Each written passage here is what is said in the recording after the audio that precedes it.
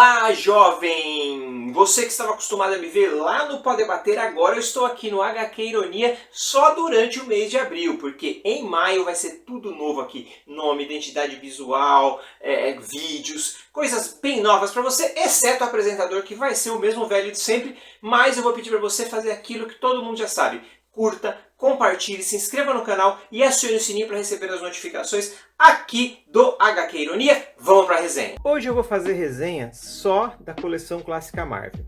Eu já fiz resenha das primeiras 5 edições, que são Homem-Aranha 1, Quarteto Fantástico 1, X-Men 1, Vingadores 1, Hulk 1. Agora eu vou fazer de Demolidor 1, Capitão América 1, Homem de Ferro 1 e Thor 1. E aí eu vou fechar todas as primeiras edições. São esses 9 personagens que compõem as 60 edições dessa série, dessa primeira fase dessa série.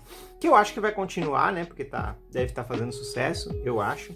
E lá na Itália, né, a série original já passou das 200 edições. Então provavelmente vai continuar.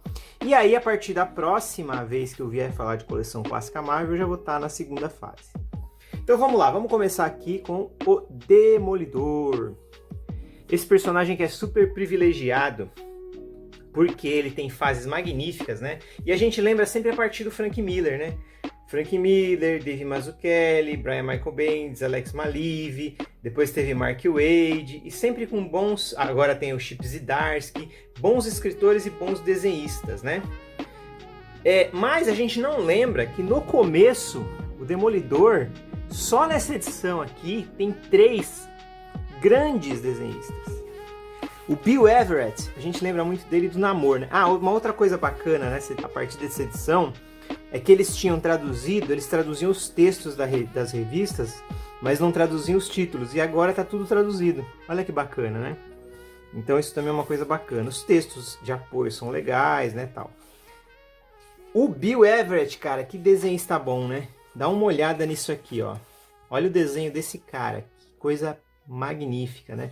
Olha essa sequência aqui do treinamento do Murdock, né? E ele que desenhou o primeiro uniforme do Demolidor, né? Que não é apenas por ser amarelo e vermelho. Ele tem só um D também aqui, né? Ele tem só um D. Então era diferente, né? O negócio da bengala, ele criou também, né? Então essa primeira edição aqui é aquela coisa de gangsters, né? Tá aqui Fog Nelson, tá aqui a secretária do Demolidor, a Karen Page, né? Aí na segunda edição tem o Electro, que geralmente a gente lembra como o inimigo do Homem-Aranha, né? Mas ele tá aqui também. E já é o Joey Orlando, que também é outro desenhista magnífico, cara. Joey Orlando. Ele tem essa participação do Coisa aqui, que é hilária, né? Aí tem o Electro. E aí tem aquela coisa que se repete em algumas histórias do Stan Lee. Todo mundo sabe dirigir foguete, né? Todo mundo sabe operar máquinas complexas, né? É muito engraçado isso, né, do Stan Lee. Algumas coisas se repetem. Essa coisa de mandar a pessoa para o espaço, ela ter que voltar, isso se repete muito. Até porque era aeroespacial, né? Tem tudo a ver. E outra coisa também é hipnotismo. Você vê hipnotismo aqui nas HQs, nessas primeiras histórias do Frank Miller, até dizer chega. E o Demolidor consegue voltar para a Terra no foguete. É muito, muito interessante, né? Lembrando, isso aqui eram histórias para crianças e adolescentes, né? Nessa fase que a Marvel começou a ser vista também no ambiente universitário, né? Principalmente por causa das histórias do Homem-Aranha. Mas, assim, os roteiros eram bem infantis. Olha esse desenho, que coisa linda. Né? Olha isso aqui. Então, assim, o Demolidor, ele tem aqui desenhistas muito bons. O Joey Orlando, ele vai ficar aqui até a edição 4, tá? Que tem a história do Homem Púrpura, que é muito legal essa história, do Killgrave aqui, né? Todos os elementos aqui do Homem Púrpura que a gente viu lá na série da Jessica Jones, que foi muito melhor desenvolvido. Olha essa arte aqui, ó, com a sombra do Demolidor. Mas assim, você vai ver que são soluções assim, muito simples, né? Por exemplo, tenho esse pano aqui, que ele tá... uma folha, não é um pano, é uma folha de plástico que ela está modificada com alguma química, não sei o que, mas não se explica qual química que é, né? Mas enfim. E na última edição, cara, quem que tá aqui? O Hollywood. O grande Hollywood, né? Um dos grandes desenhistas das décadas de 40, 50. E desenhou o Demolidor para Marvel aqui. E aí ele fez algumas modificações no uniforme, ó. Ele modificou o cinto, ele fez o duplo D, foi ele que inventou o duplo D, né? Então ele fez algumas modificações do uniforme que ficaram bem bonitas. Ah, uma coisa interessante também que o Stan Lee tinha criado aqui pro Demolidor e que eles abandonaram era uma mochilinha nas costas para ele levar o terno dele, né? Mas aí eles viram que era meio ruim isso aqui, ou será que o desenhista não gostou, né? E aí cancelaram essa coisa da mochilinha aqui numa história quando ela rasga, né? Mas aí nós temos só desenhista fera, né? Essa história aqui com o toureiro aqui é meio estranha, né?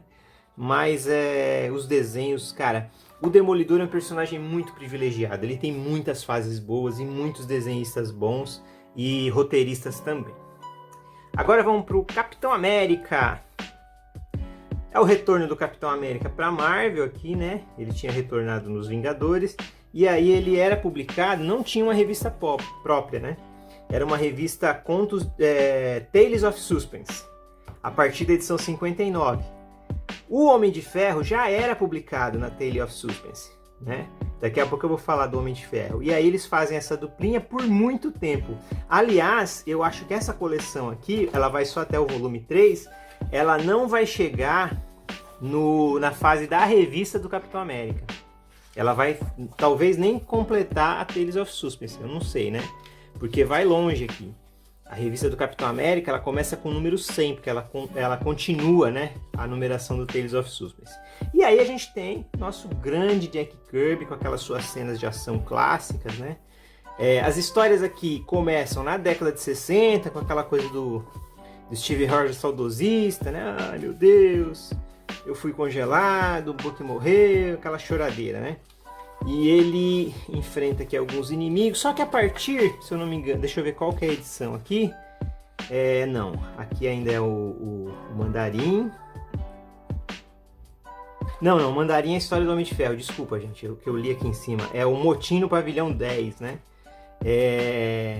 Então tem esse motim aqui, numa cadeia e tal. Mas aí, o que eles começam a fazer? Eles começam a resgatar as histórias da guerra. Então aqui tem a origem do Capitão América, que você vai perceber que é muito parecida com a do filme. Então você percebe aqui que o filme bebeu aqui na fonte, né, das origens. Deu uma modificada, obviamente, para a tela, mas é praticamente a mesma origem, né?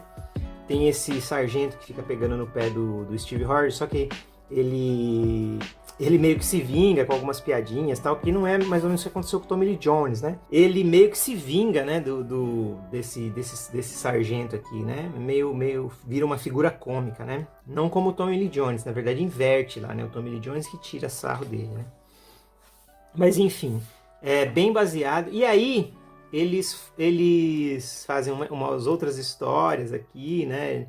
E aí aparece o Caveira Vermelha pela primeira vez, né?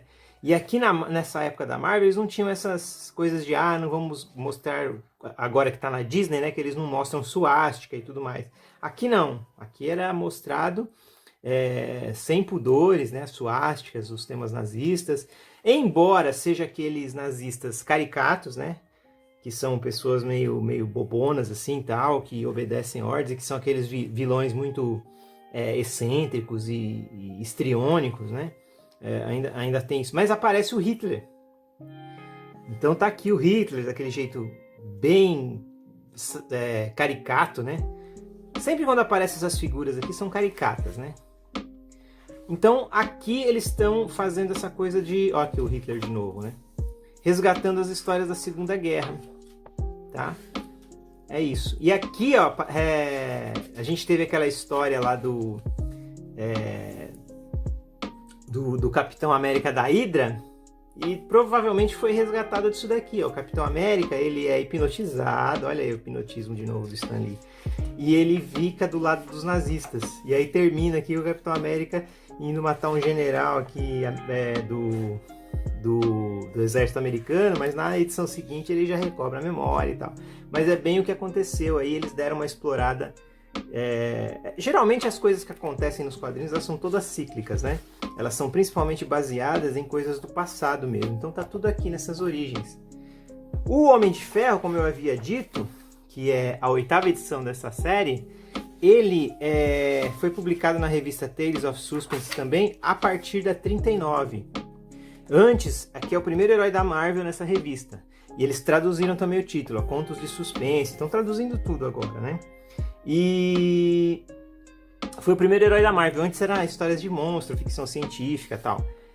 E aí, a origem é muito parecida. Muito, muito, muito. Só que o que acontece? Tem esses vilões caricatos, né? E aqui, principalmente nessa história do Homem de Ferro, né? Tem a coisa do comunismo sendo levada às últimas consequências. Então sempre falam assim, quando fala da Rússia, a Rússia comunista.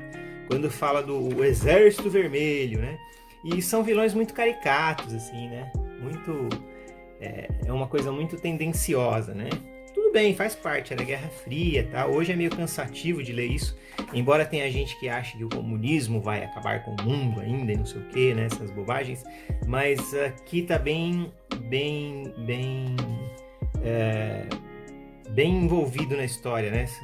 É sempre colocado a todo momento. E aí tem essa coisa do Homem de Ferro ter esse colete aqui que ele tem que ficar carregando na tomada. E tem uma coisa que é tudo transistorizado, né? Na época o transistor era a grande revolução, né? Tinha sido substituído, o transistor substituía a válvula, né? Dos equipamentos eletrônicos, né? Eletroeletrônicos. Antes a válvula era o grande equipamento e depois o transistor. E aí tudo que o Stan Lee fala aqui é o transistor que resolveu, né? Bem simplificando. E aqui o Homem de Ferro, ele troca a armadura de cinza para dourado, porque as pessoas, ele faz um negócio das pessoas terem medo dessa armadura cinza e tal, e aí ele troca para dourado já na 2ª edição da história. E aí tem isso, tem essas lutas contra cientistas malucos, contra comunistas, tal. Aí tem essa história aqui da Rainha do Mundo Subterrâneo, que é uma história baseada naquela questão da Terra Oca, né? Então essa mulher quer conquistar o mundo. E tem uma coisa que depois virou recorrente nas histórias do Homem de Ferro, que é a viagem no tempo, né? Tem aquela edição número 200 do Homem de Ferro, que ele viaja com o Dr. Destino para Camelot, que é bem legal, né? E aqui ele viaja para o Antigo Egito, encontra a Cleópatra, embora essa Cleópatra seja aquela Cleópatra baseada na Elizabeth Taylor, né? Que não tem nada a ver com a Cleópatra histórica, que não era branca, né? Claro que não. Vivia no Egito, gente. Então, é totalmente baseada nela. Aí tem esse cara aqui, que é um cara que inventa um negócio de gelo aqui e tudo mais. E a última é interessante, porque a última é o Dínamo Escarlate, que é tipo um Homem de Ferro da antiga União Soviética. Parece até o Nikita Khrushchev aqui, que era o premier da União Soviética, né? E é legal porque, tipo assim, o Homem de Ferro, tipo, convence ele a virar pro lado dos Estados Unidos com um discursinho tão piegas aqui no final, né? Mas é coisas da época, né, gente? Então não dá pra você olhar com olhares atuais isso, né? E aqui tem o Stan Lee, ele sempre tá acompanhado do Robert Bernstein, que faz os textos, né? O argumento é do Stan Lee, ele faz todos os textos. E também com arte do Don Heck. O Don Heck é o grande artista do início desse Homem de Ferro. E por último, coleção clássica Marvel, Thor. Que o Thor também não tinha revista própria, tá? Ele era publicado em Journey into Mystery. E aqui tá traduzido, né? Jornada ao Mistério, então a primeira edição. E aqui é o Thor do Jack Kirby, né? Do Stan Lee, do Jack Kirby. Tá? Então ele vai lá na mitologia nórdica, pega alguns elementos. E nessa aqui tem participação do Larry Lieber, que era o irmão do Stan Lee. Tá? O Stan Lee é Stanley Lieber, né? O nome dele. E os diálogos eram feitos pelo irmão dele. E tem uma coisa interessante aqui. Deixa eu ver se é nessa edição aqui. É, nessa edição mesmo. Que tem uma história desenhada pelo Joe Sinnott. Que ele é sempre arte finalista, né? De vários autores de quadrinhos, né? E aqui ele desenha uma história, que tem a participação do Loki. As histórias do Thor também tem muito... eles fazem de invasão alienígena, ó, tem essa invasão alienígena, que esse cara aqui é o Dave Bautista bizarro, né? Quando eu olhei, eu falei, putz, é o Dave Bautista com cabelo, né? É o Drax. E... então esse aqui também é outro desenhista, é o Al Hartley, não é o Jack Kirby, tá? O Jack Kirby desenha as outras histórias aqui, ó. Aqui já tá o Kirby, ó. Então ele introduz o Loki aqui, ainda não se fala muito. Não, isso aqui é ridículo. Uma outra coisa que tem nessas histórias também é o papel da mulher, né, na década de 60, né? Que não tem, assim, elas são sempre ou secretária, ou ajudante, ou... Aqui é a enfermeira, no caso do Ano, mas ela fica o tempo inteiro com essa coisa, o Thor é lindo, não sei o que, isso meio que dá uma cansada na história. A Karen Page também, fica apaixonada pelo Matt Murdock, né? Aqui também a Pepper Potts apaixonada, então sempre tem isso nas histórias, é meio cansativo, né? E aqui ela fica, ó, vou limpar o martelo do Thor, vou passar roupa pra ele, vou cortar o cabelo dele, sabe? É uma coisa bem anos 60, assim, o papel feminino nas histórias, as meninas vão ficar chateadas com isso, viu? Porque é muito, muito estranho. Então aqui tem principalmente o Loki, né? E aqui é a mesma coisa que a gente vê no Loki do cinema, né? Não se explica muito o que o Loki faz. É de acordo com o roteiro, ele faz. E o Thor aqui também. Dá uma olhada nesse desenho do Jack Kirby, cara. O cara era muito fera, né? Olha isso. E assim, aquele negócio que eu falei, prisioneiro dos vermelhos. Tem até uma explicação aqui, né? Termo usado no Ocidente quando queria se referir aos militares soviéticos dentro do Exército Vermelho, formado pelos revolucionários bolcheviques em 1918. Né? Então, a ameaça do comunismo aí, né? Que está sempre presente também nessas histórias do Thor. Eu achei estranho isso, né? A história do Thor tem esse negócio de ameaça de comunismo. Mas é coisa da época, né? Isso aqui é 64 e tal. E como eu estava falando dos poderes do Loki, né? Ele faz subir coisa, ele faz aparecer coisa, ele voa, ele... Sabe? Então, assim, de acordo com... Não se explica muito essa coisa dele, né? Ele é um cara que faz mágica e pronto. E a mágica dele funciona de acordo com o que o roteiro precisa, né? E aí ele põe aqui umas coisas do martelo do Thor, que ele bate uma vez no chão, ele vira o Thor. Bate 2 vezes, ele convoca a tempestade. Ele bate 3 vezes, é o relâmpago. Né? Eles fizeram umas coisas assim, umas regrinhas, né? E aí ele coloca aqui, ó. Criar uma tempestade. Nota, ao bater com o antigo cajado 2 vezes, formam-se ventos, chuva, raios e trovões, os símbolos do poderoso Thor. Então, são histórias interessantes, assim. Tem bastante coisa aqui de comunismo também, né? Dessa coisa da ameaça comunista. Mas tem o Loki como principal inimigo aqui nas primeiras aventuras, tá? Tem essa coisa deles publicarem algumas artes aqui nessa revista do Thor, que eu achei legal. Artes originais do Kirby, ó. A capa original também. Aí tem umas capas aqui de Marvel Tales, que é uma série que republicava as histórias do Thor. E de outros heróis também, tá vendo? Tem Homem-Aranha, tem o Homem-Formiga. Então, tem vários títulos aqui sendo republicados. E sempre nessas edições, em todas elas, tem esses super leitores Marvel, que eles convidam pessoas aqui para escreverem, como se fossem aquelas cartinhas das revistas de antigamente, né? E aqui tem o Heitor Piton do Paulo César Tavares, nessa edição. Em todas tem, tá? Então é isso. Essa foi a nossa resenha aí de coleção clássica Marvel. Aqui a gente está com as edições aqui, ó, as últimas que foram lançadas, né? Que é 6, 7, 8 e 9, que acaba a primeira fase, então, dos primeiros volumes de cada herói. Então, muito obrigado por ter assistido esse vídeo até aqui e até a próxima. E aí, gostou do vídeo? Então curta, compartilhe, se inscreva no canal, acione o sininho para receber as notificações e principalmente mostre aos seus amigos, tá bom? Aquele abraço e até a próxima!